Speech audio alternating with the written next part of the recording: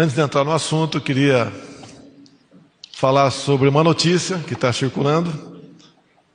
Não é fake news, ela é verdadeira, levando-se em conta o autor, mas na prática ela é falsa.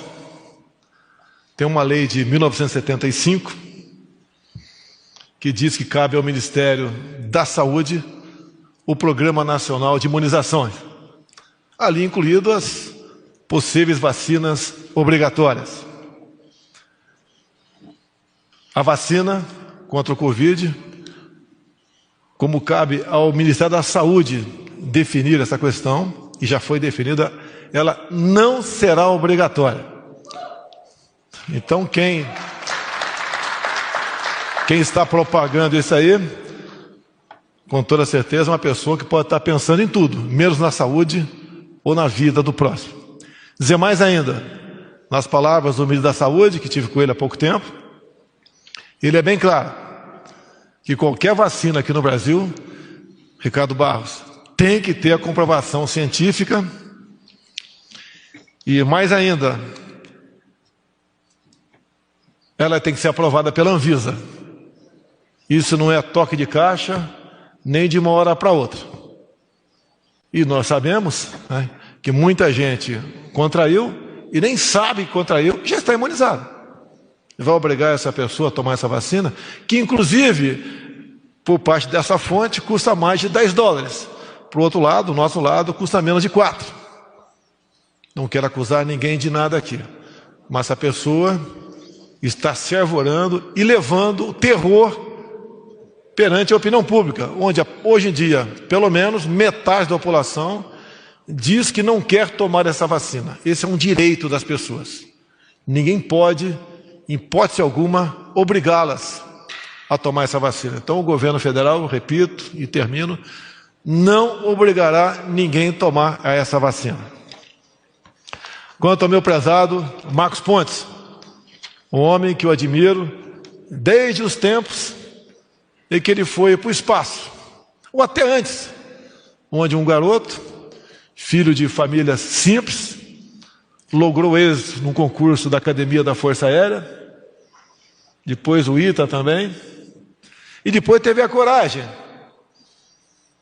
que pouca gente tem, ir a quantos metros de altitude, Marcos? Quantos quilômetros de altitude? 400 quilômetros de altura.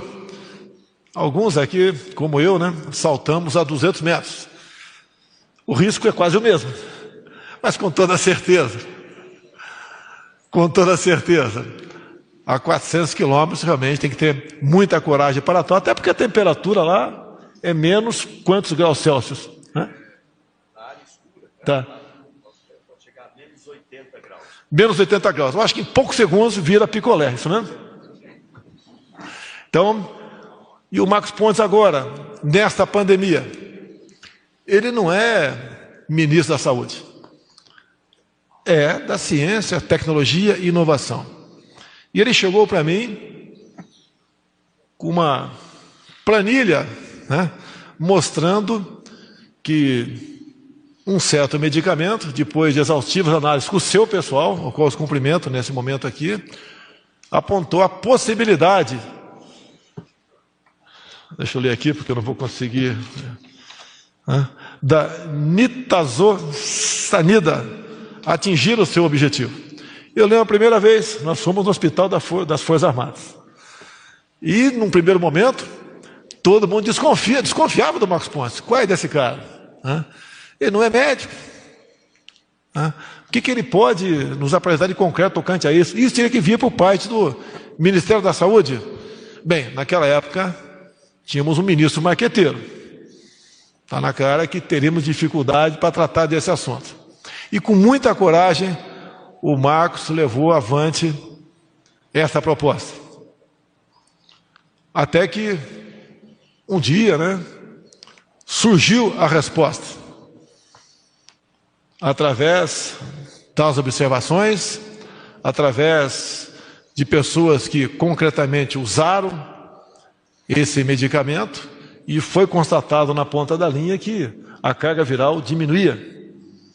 E conversei com ele também. Ele me disse que dessas pessoas que usaram esse medicamento, Nenhuma sequer foi hospitalizada. E nós lembramos do pânico que a grande mídia que está aqui nos assistindo agora, né, não foi toda, mas grande parte, o pânico criado junto à população.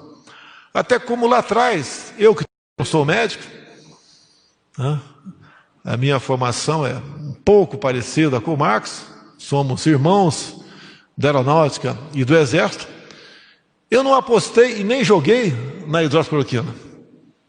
Quando a gente começa a conversar com o nosso Ernesto Araújo, né, começa a conversar com alguns embaixadores fora do Brasil, né, porque em países da África subsaariana, por exemplo, que é muito comum a malária e é combatida com a hidroxicloroquina, por que as mortes são baixas? Ora, muitas vezes o cidadão chegava no hospital com malária e Covid e tomava a hidroxicloroquina e se livrava dos dois problemas.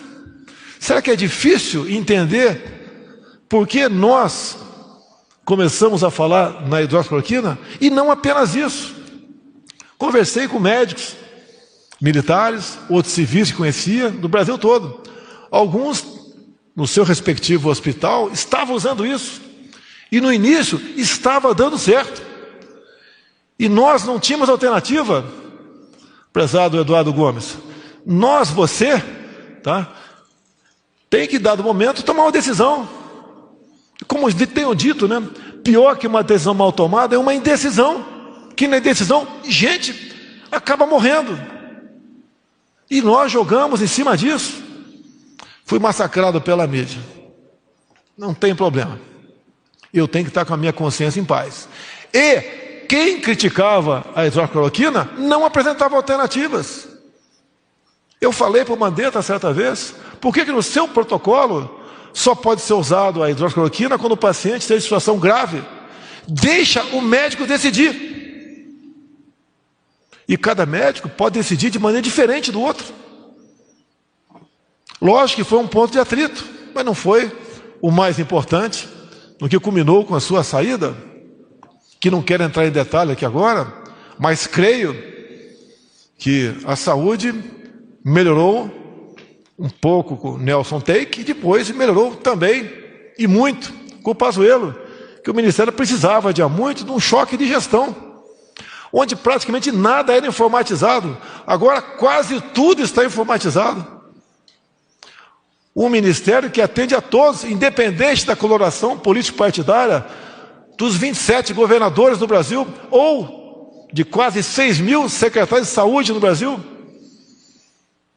Essa foi a nova diretriz e aquilo que o Eduardo Pazuello fez com muita maestria. Todos nós ganhamos com isso. E na economia, o Brasil é um dos países que melhor se saiu nessa questão da pandemia. Até porque a equipe econômica, junto com alguns outros ministérios também, trabalharam com muita maestria. O auxílio emergencial, porque 40 milhões de pessoas perderam a sua renda. Imagine a questão social que nós teríamos no Brasil se as pessoas não tivessem um mínimo para sobreviver. Imaginem se o homem do campo entrasse naquela onda, fique em casa, a economia de vê depois. Hoje nem teríamos arroz ou óleo de soja, nem teríamos o que exportar. Como estaria o Brasil? E eu sempre disse que tínhamos dois problemas pela frente: o vírus e o desemprego, que deveríamos tratá-los de forma simultânea e com a mesma responsabilidade. E assim foi feito. Socorremos pequenas e microempresas, rolamos dívidas de estados e municípios, entregamos a governadores e prefeitos aquilo que supostamente eles não arrecadariam com ICMS ou com ISS. O governo federal fez a sua parte, mesmo sendo impedido de entrar diretamente na questão da saúde. E depois a gente começa a entender por quê.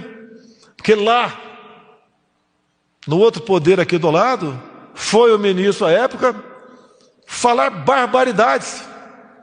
Como, por exemplo, nas próximas semanas poderemos ter caminhões do Exército recolhendo corpos pelas ruas.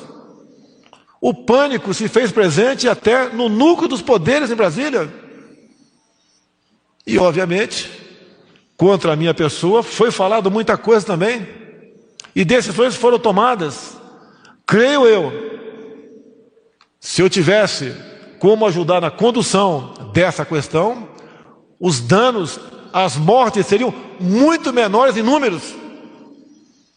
Que eu falava que o fique em casa não era para aquela pessoa não contrair o vírus, é para que ela um dia, ao contrair, fosse alongado esse tempo, de modo que não houvesse filas em hospitais, amontoamento de pessoas. E outra coisa grave, com aquela história, fique em casa, quando tiver falta de ar, você procura o médico.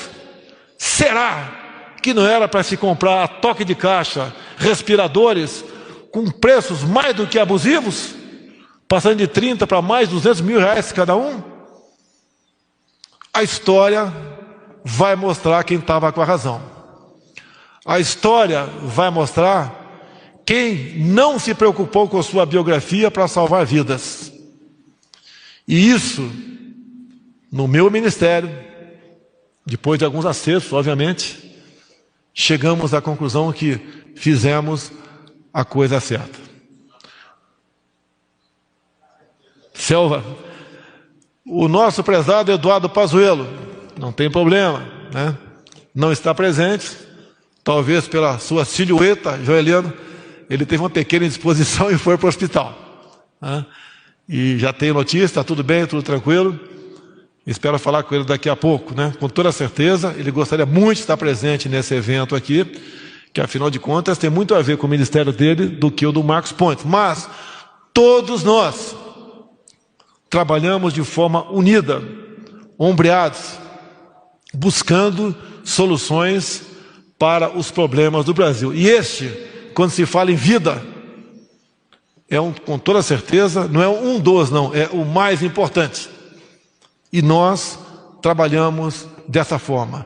Não temos medo de nos expor, de enfrentar desafios e sofrer críticas, na maioria das vezes infundadas, na maioria das vezes injustificadas. Eu sonho ainda, prezado general Heleno, de um dia termos uma imprensa no Brasil, livre ela já é, mas uma imprensa responsável. Que quando tivermos no Brasil uma imprensa responsável, pode ter certeza que o Brasil não vai voar não apenas o Marcos Pontes, o Brasil vai para o espaço, porque nós temos tudo para ser uma grande nação. E mais importante, daquilo que Deus nos deu: terras agricultáveis, biodiversidade, riquezas minerais, áreas turísticas. Nós temos um material humano no Brasil que ninguém tem. Isso é motivo de orgulho a todos nós. Muito obrigado a todos. Parabéns, Marcão. Parabéns, Ministério da Ciência e Tecnologia.